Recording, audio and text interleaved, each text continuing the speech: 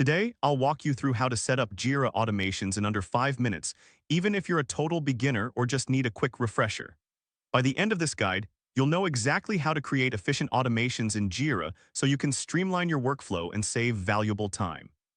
First, let's get started by opening your Jira dashboard. This is your command center for managing projects and tasks. Once you're in, take a moment to familiarize yourself with the layout. It will help you navigate smoothly. Next, click on your project and then select the board you want to work with. This is where all the magic happens, as your board displays the tasks and their statuses. Now look for the lightning bolt icon at the top of your Agile board. This icon represents the automation feature. Click on it to open the automation settings. If you don't see it right away, don't worry if your dashboard looks slightly different, just take a moment to locate it. From here, navigate to the settings.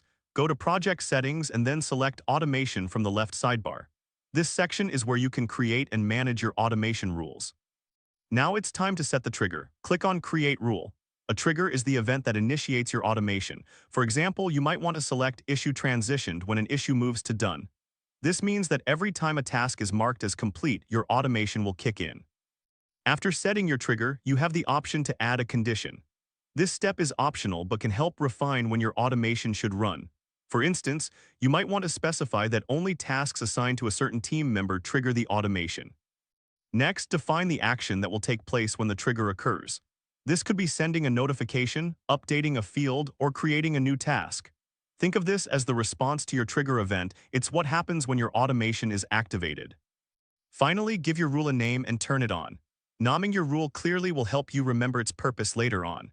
Once it's activated, your automation is live and ready to work for you. And there you have it. You've successfully set up Jira automations in under 5 minutes.